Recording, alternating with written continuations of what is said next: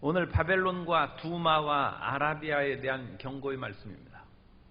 내용이 우리가 선뜻 마음에 들어오지 않습니다만 전쟁에 관한 내용입니다.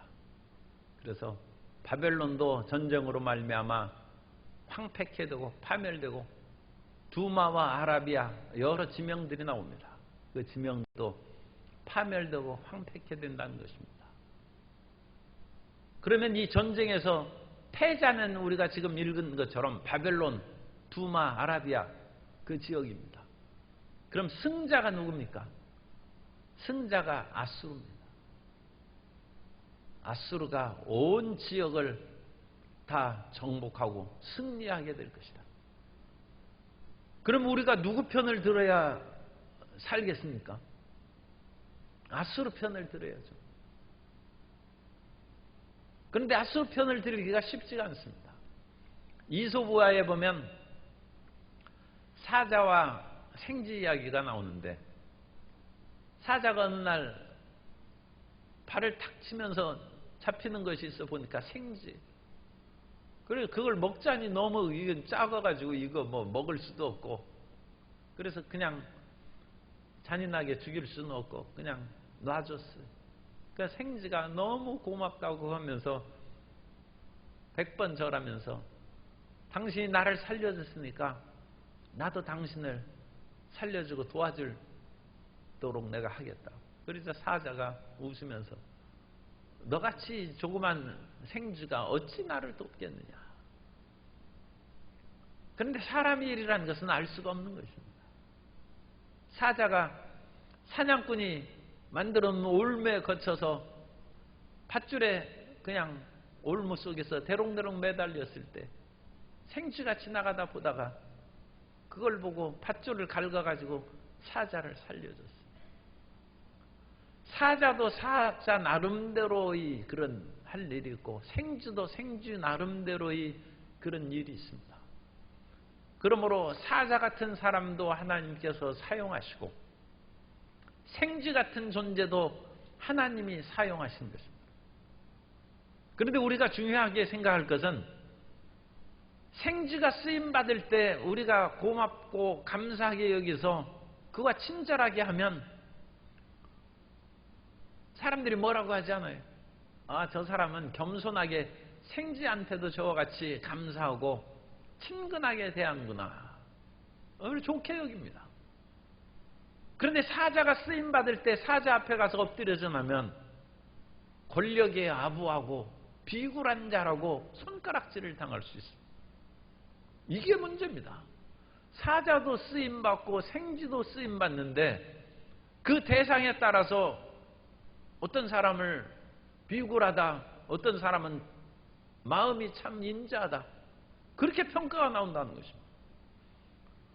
그럼 이 당시에 바벨론이라든지 바벨론 제국을 말하는 것이 아니라 도시국가를 말합니다. 바벨론 그 도시를 중심으로 한 그 조금 좁은 지역입니다. 그리고 사막의 그런 아라비아 지역에서는 두마라든지 아라비아 게달 뭐 여기에서 나오는 그런 대마, 드단 아라비아 사막에 있는 여러 도시들입니다. 조그만 도시국가들입니다. 그런 도시국가들과 어울리고 하는 것은 약소국가들의 힘을 규합하고 연합하는 거니까 그건 좋게 여기는데 그 전 지역을 다스리는 아수르에게 힘을 더해주고 함께 어울리면 비난을 받을 수 있다. 더군다나 아수르는 대제국을 건설했기 때문에 많은 나라로부터 조공을 받습니다. 그 조공을 받는 나라를 좋아할 까닭이 없죠. 그런데 이 조공을 받아서 세계 이 당시 중동의 모든 나라를 지배하고 점령하는 것이 이사야가 보기에는 하나님의 뜻이라는 것입니다. 하나님께서는 아수르를 사용하신다는 것입니다. 아수르를 통하여 심지어 우상을 숭배하여 하나님의 백성답게 살아가지 않은 이스라엘을 멸망시키기까지 했어요. 하나님은 아수르를 진노의 막대기로 사용하셨다. 그럼 아수르에게 잘 보여야죠. 아수르는 하나님의 도구입니다. 그런데 선지자가 그렇게 얘기하는 것을 백성들이 의아하게 생각합니다.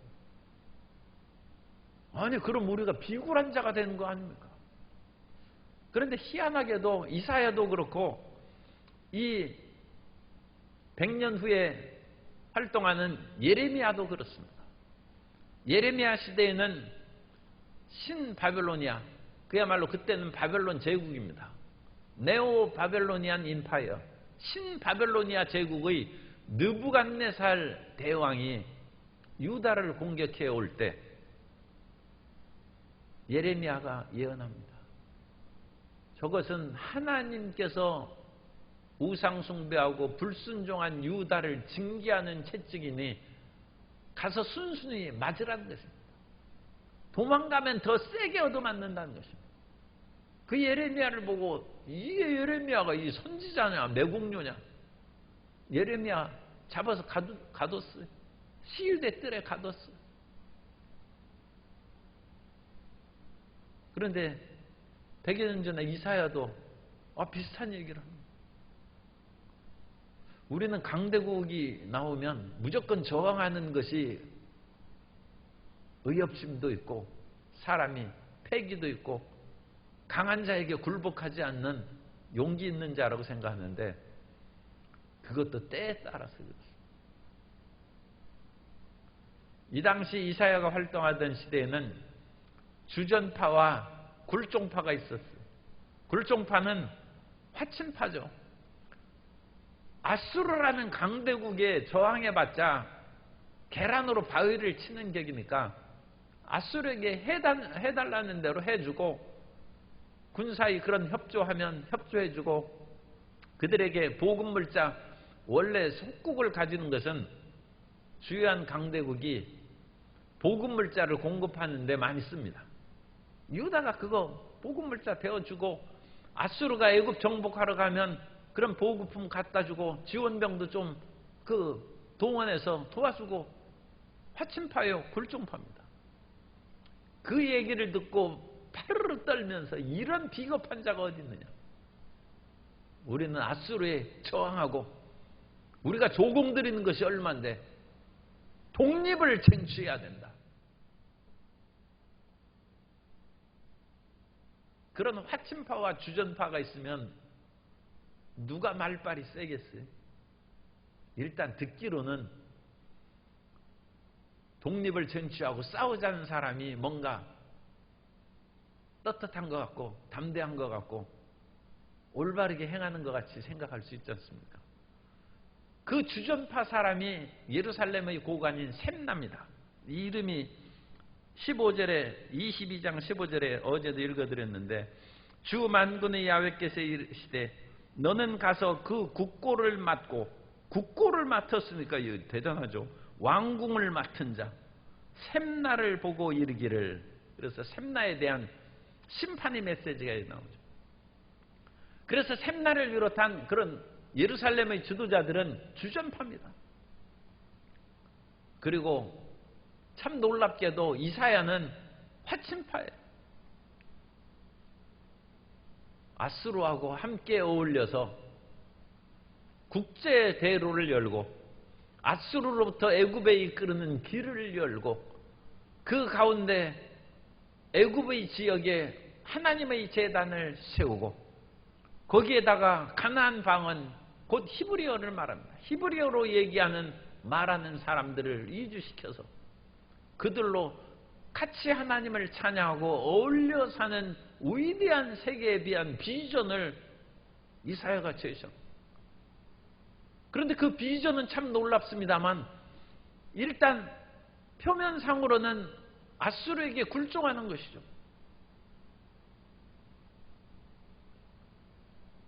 이사야의 입지가 상당히 좁습니다. 그 강경파한테 이사야가 제대로 인정받고 환영받지 못하는 그런 상황이 있어요. 그러면 이사야는 하나님의 말씀을 받고 그와 같이 전하는 것이죠. 그리고 셈나와 같은 예루살렘의 주전파 그런 사람들은 현실적인 증거를 갖고 제시를 합니다. 그 증거가 바벨론의 반란입니다. 이사야 39장 1절을 보면 39장 1절에 그때 발라단의 아들 바벨론 왕 무로닥 발라단이 히스기야가 병들었다가 나았다 함을 듣고 히스기야에게 글과 예물을 보낸지라. 히스기야가 사자들로 말미암아 기뻐하여 그들에게 보물 창고 곧 은금과 향로 이것을 다 보여줬다.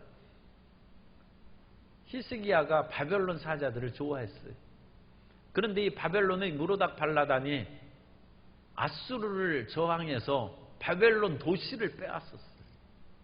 이 지음의 배경으로 나온 메시지가 21장입니다. 그러니까 이 주전파들은 지금 신났어요.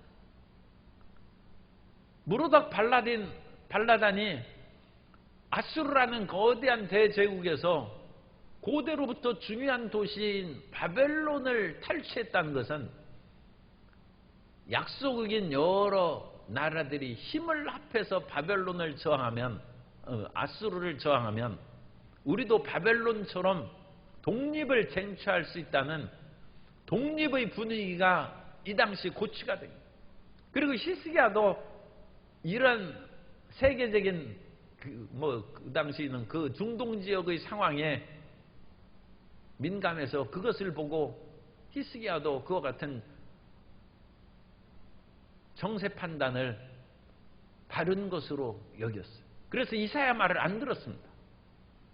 그래서 히스기야가 이사야의 말을 듣지 않고 주전파의 그런 세력을 힘입어서 아수르하고 싸우다가 그야말로 박살이 났죠.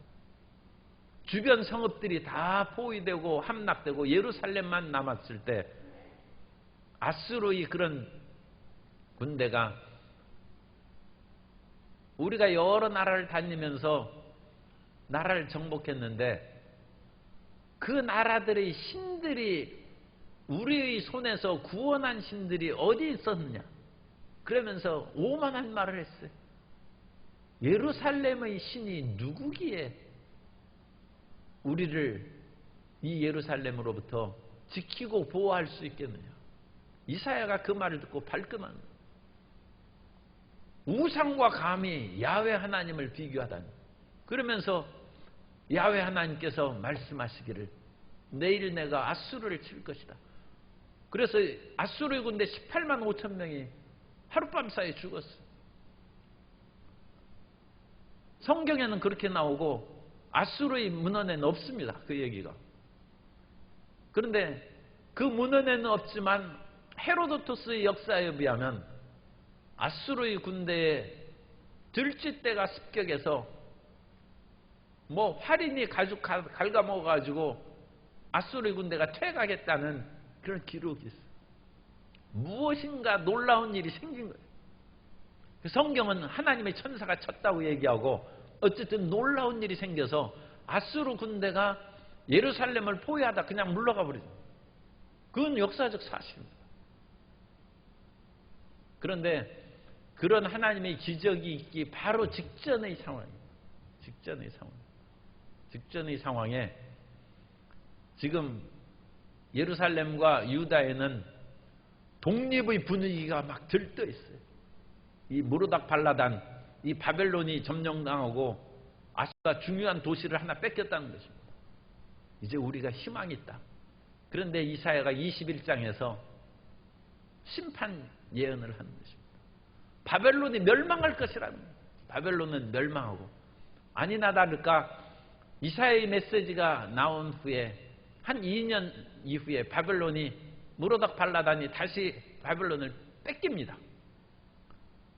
그래서 주전 705년에서 703년 어간의 메시지입니다. 703년에 바벨론이 함락되고 아수르가 다시 정복합니다. 그래서 그 무서운 군대 여력으로 사네립인데 사네립이 온 유다도 에워싸고 정복하고 그런 일이 생기는 것입니다. 그래서 아수르의 세력이 퍼져나가는 거예요. 그래서 바벨론도 함락되고 여기에서 나오는 두마도 함락되고 세일의 그 지역, 그 다음에 드단, 대마, 게달 이런 지역들이 그냥 다 점령당하는 거예요. 바벨론이 아수르에게서 그 도시를 빼앗는 독립한 일을 보고 예루살렘의 주전파 지도자들, 셈나를 비롯한 지도자들이 얼마나 신났겠어요. 그야말로 우리에게 독립의 조짐이 다가오는구나. 하나님께서 우리가 억압당하던 이 아수르의 멍에를 끌어버리는 때가 다가오는구나. 그런데 이사야는 잘못 생각합니다. 일시적으로 바벨론의 무로닥발라단이 그 일을 행했다 할지라도 어림없는 얘기다. 하나님께서는 아수르를 계속 사용하신다는 거예요. 이 하나님의 비전과 이 국제정세의 판단하는 그것이 다를 수 있어요. 우리는 눈앞에 어떤 일이 일어나는 것을 보고 정말로 그 일이 될 것으로 생각할 때가 많이 있는데 그것이 조짐이 될 수도 있어요. 그런데 지금 이사야의 경우에 있어서는 그것은 조짐이 아니라 사람들을 부추겨서 막 그러면 머리를 들고 일어나는 사람을 이런 모반자들이 이런 곳곳에 숨어 있구나 해가지고 일시에 일망타진할 수 있는 그런 어떤 오히려 세력을 강화하는 기회가 된다. 그러니까 어떤 그 강한 자가 흔들리는 때가 있을 때 그때 잘 생각해야 돼. 이 강한 자가 흔들릴 때 흔들리는 사람하고 내가 함께 힘을 합해서 완전히 강한 자를 무너뜨리고 내가 세력을 얻을 것인지 그러다가 강한 자가 안 쓰러지고 살아남으면 다 죽는 것이죠. 아니면 강한 자가 흔들릴 때 오히려 강한 자를 도와가지고 완전 신임을 얻는 것인지 판단하기 어렵죠. 그건 이제 정치인데 우리는 정치를 하는 것은 아니니까 기도해야죠. 하나님의 뜻을 우리가 파악해야죠. 하나님의 뜻을.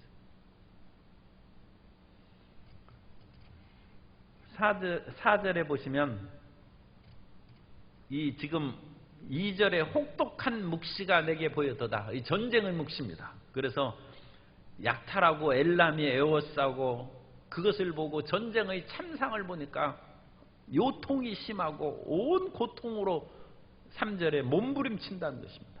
그 다음에 4절에 보면 내 마음이 어지럽고 두려움이 나를 놀라게 하며 전쟁의 그런 상황 속에서 두려움이 놀라며 희망의 서광이 변하여 내게 떨림이 되도다. 그래서 이 희망의 서광이 예루살렘 지도자들이 가진 희망입니다. 우리가 아수르의 세력에서 벗어나서 독립하게 된다는 희망의 서광이 변하여 내게 떨림, 두려움이 된다. 우리가 공연히 아수르에게 대적한 것이 아닌가. 이러다가는 정말 조공 조금 드리고 그래도 국가의 독립을 유지하면서 살아오는 것이 나은데 완전 싸우다가 철저히 패망하는 것이 아닌가 하는 떨림이 다가옵니다. 그런데 현실적으로 그렇게 되는 것입니다. 그런데 막판에 하나님께서 유다를 아직 멸망시킬 때가 안 됐기 때문에 하나님의 기적으로 희한하게 아수르가 물러갔고 오늘날 아수르의 폐허에서 이라크 전쟁이 일어나서 수많은 문화재가 파괴되고 그러는데 거기에서 사네립의 궁전에서 라기스 벽화가 발견됐어요. 그런데 거기는 예루살렘 주변의 성읍, 군사 요새 도시입니다. 라기스를 함락한 것은 벽화에 그려놨는데 예루살렘 함락한 것이 없어요. 그리고 예루살렘 정복 못했다는 것입니다. 그래서 라기스까지만 함락하고 아수르 군대가 물러갔어요.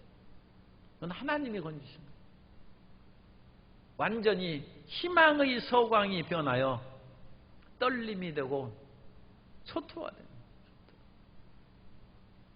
그리고 그와 같은 험악한 상황 가운데 파수꾼을 세워서 이게 무엇이 조짐이 이상하다 해서 주전파들이 파수꾼을 세우고 대비하고 전쟁을 대비하는데 파수꾼에게 전갈이 들어옵니다. 마병대가 말을 달려서 급히 다가오면서 전하는 소식은 바벨론이 아수르에게 함락되었다. 주전파가 간단히 떨어지는 것이죠. 그리고 나서 연이어 들어오는 소식은 11절에 두마에 관한 경고. 이 두마 지역도 함락되어서 아수르의 세력하에 들어가게 되었다는 거예요. 참 성경에는 어려운 그런 표현이 있어요. 12절에 보면 21장 12절 파수꾼이 이르되 아침이 오나니 밤도 오리라 내가 물으려거든 물으라 너희는 돌아올지다. 이게 무슨 수수께끼 같은 말씀을 하는데 참 어려운 그런 그 부분들이 있습니다. 그걸 다시 그 번역해서 공동번역으로 읽어드리면 공동번역 이사야 21장 12절 파수꾼이 대답한다. 아침이 오면 무엇하랴 밤이 또 오는데 묻고 싶거든 얼마든지 다시 와서 물어보아라. 그렇지만 나도 대답할 말도 없다. 앞길이 어두운 참담한 상황을 표현한 것입니다. 아침이 와도 밤도 오는데 희망이 없어요. 밤이 오면 또 뭐하나 내일 아침 오는데. 그러니까 모든 것이 암담해서 뚫고 나갈 수 있는 길이 보이지 않는 그런 상황이 12절이 아리송한. 그러니까 이 뭔가 의문이 안 되는 것은 그만큼 앞길이 불투명하고 힘든 그런 상황. 이 전쟁의 참화 속에서 비전이 없는 그런 두마의 모습을 보이고 그 다음에 13절 이하에는 아라비아의 드단, 대마, 사막의 그런 도시들입니다. 그 다음에 게다리 장막이라고 하는 아라비아의 그런 사람들이 사는 곳입니다. 그런 곳들도 파괴돼서 무너질 것이다. 그것을 보고 이사야의 메시지가 옳았다는 것이 사람들에게 이제 인식될 것이고 주전파의 사람들은 마음이 녹아 흘러내립니다. 우리가 아수르를 대항하여 싸우려고 했던 것은 헛된 것이구나. 그것을 이제 깨닫습니다. 이사야는 참 놀랍게도 유다에게서 많은 조공을 받아가는 아수르에게 잘 보이고 어울려 살라고 얘기합니다.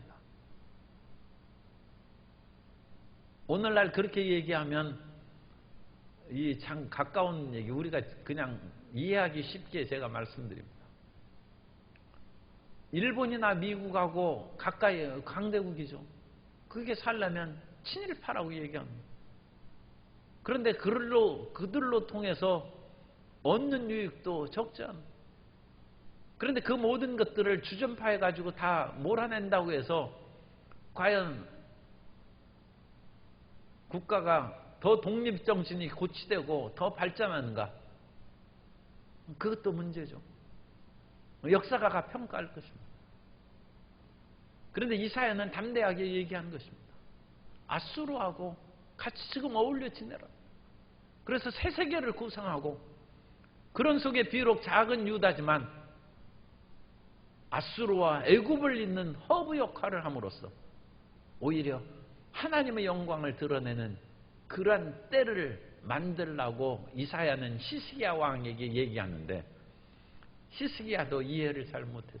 더군다나 주전파의 세력이 강하게 히스기야 왕을 밀어붙이니까 히스기야는 이사야의 말을 듣지 않습니다. 이 당시에 있어서.